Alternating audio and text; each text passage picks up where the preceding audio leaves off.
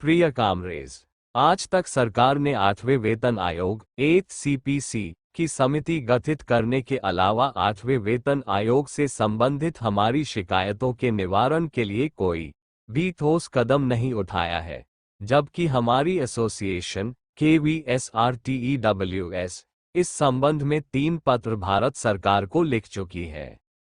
जैसा कि अनुमान था, वित्त विधेयक 2025 का हिस्सा रहे पेंशन वैधीकरण अधिनियम 2025 के दुष्प्रभाव अब सामने आ रहे हैं, जिसमें सेवानिवृत्त एवं पारिवारिक पेंशनभोगियों की पेंशन संशोधन को इसके दायरे से बाहर रखा गया है। KVSRTEWS एसोसिएशन की 23 नवंबर 2025 को संपन्न होने वाली राष्ट्रीय कार्यकारिणी की बैठक CEC मीटिंग में 8वें वेतन आयोग के गठन से संबंधित मुद्दों पर CEC मीटिंग में विस्तृत चर्चा हुई और चरणबद्ध आंदोलन कार्यक्रम को शुरू करने का निर्णय लिया गया। आप सभी साथियों से मेरा निवेदन है कि यह अपने हक, सम्मान, सुरक्षा और भविष्य की लड़ाई है। अपने बुढ़ापे की लाठी पेंशन के लिए कमर कस लीजिए। अपने संवैधानिक अधिकार पेंशन के लिए हम सब एकजुट होकर हम खड़े हैं। हम लड़ेंगे और अड़ेंगे। इस चुनौती के लिए संघर्ष ही सही रास्ता है और हम सही रास्ते पर हैं।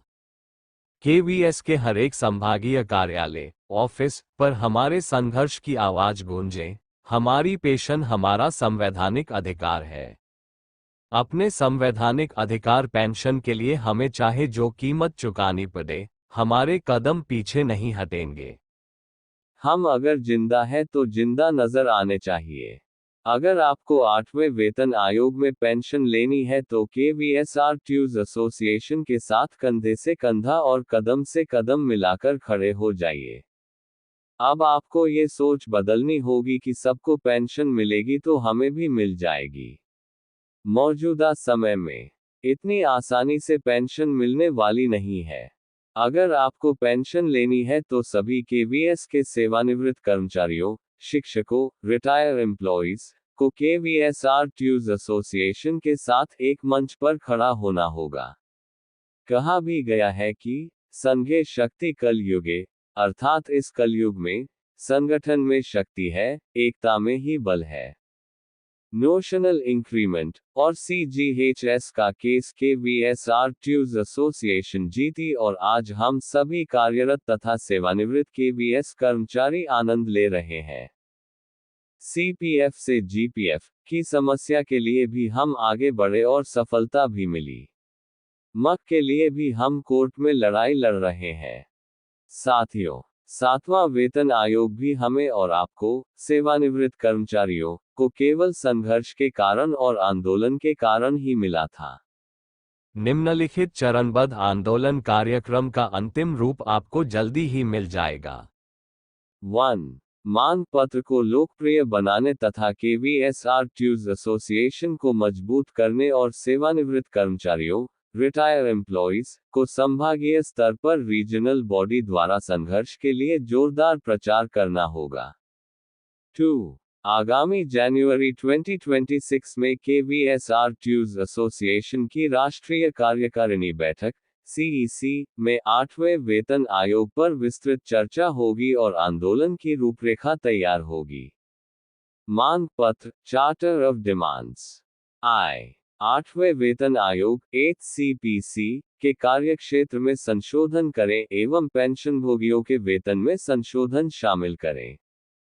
50% महंगाई भत्ता राहत को मूल वेतन पेंशन में विलय करें और 1 जनवरी 2026 से 20% अंतरिम राहत IR अनुदान करें। पेंशनभोगियों में सेवानिवृत्ति तिथि आदि के आधार पर कोई भेदभाव ना किया जाए। केंद्रीय वेतन आयोग की स्वीकृत सिफारिशें लागू करें। IV कोविड महामारी कोरोना काल के दौरान रोकी गई 3 DA डॉक्टर किश्तों 18 माह को पेंशनभोगियों को जारी करें। कम्यूटेड पेंशन की बहाली की अवधि 15 वर्ष के बजाय 11 वर्ष बाद करें। साथियों, KVSRTEWS एसोसिएशन के जनरल सेक्रेटरी जैन सेकी के रूप में ये मेरी आखिरी पाली है। सच्चाई तो ये है कि मेरी तहे दिल से इच्छा थी कि अब कोई दूसरा व्यक्ति आगे आए और जनरल सेक्रेटरी का पद ग्रहण कर मुझे इस कार्यभार से मुक्त कर दे। मैं जनरल सेक्रेटरी बनना नहीं चाह रहा था। मैंने हाथ खड़े कर दिए थे क्योंकि वृद्धावस्था के कारण एसोसिएशन का कार्य संभालना अब मेरे बस का नहीं रहा। कोर्ट में वकीलों के पास भाग दौड़ करना, लिखा पढ़ी करना काफी मेहनत का काम है।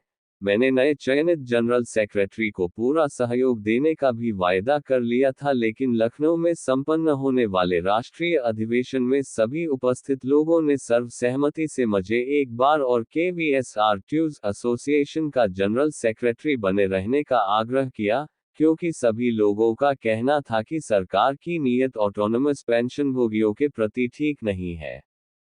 जब 7वें वेतन आयोग 7th CPC में भी KVS वेतनभोगियों के साथ सौतेला व्यवहार किया था तथा काफी लिखा पढ़ी करनी पड़ी, आंदोलन करना और कोर्ट जाना पड़ा था, तब जाकर कहीं 7th CPC मिला था। अतः 8वें 8th CPC में KVS पेंशनभोगियों के लिए आप ही प्रयास कर सकते हैं। आप सभी जानते हैं कि मैंने कभी भी KVS अधिकारियों से हार नहीं मानी है, मुझे तो अपनों ने ही लूटा है। जिन लोगों को मैंने KVS निस्वार्थ नौकरी पर लगाया, टर्मिनेशन डिसमिसल के संकट काल में नौकरी में वापस लाया, मैंने कभी उनसे कोई पैसा नहीं लिया। यदि उतने लोग भी इस आंदोलन में हमारी KVSRTEWS एसोसिएशन का साथ दे दे तो हम आसानी से ये लड़ाई जीत सकते हैं।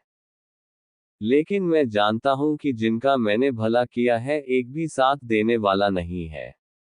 मेरा महासचिवों से मेरा अनुरोध है कि आपस में समन्वय कर प्रचार कार्यक्रम को अंतिम रूप दें। मेरा महासचिवों से अनुरोध है कि आपस में सामंजस्य बैठाकर प्रचार कार्यक्रम को अंतिम रूप दे तथा संयुक्त रूप से जोरदार प्रचार करें, उन्हें आंदोलन में भाग लेने के लिए तैयार करें ताकि हमारा आंदोलन पूर्ण सफल हो। ये कैसा रामराज्य लाए हैं जिसमें वृद्ध KVS सेवानिवृत्त कर्मचारियों की पेंशन के साथ खिलवाड़ करके घोर अन्याय और असंवेदनशील व्यवहार रामराज कहलाएगा? कोई शर्म नाम की चीज बची है इस सरकार में या नहीं? जगत सिंह, महासचिव KVSRTEWS।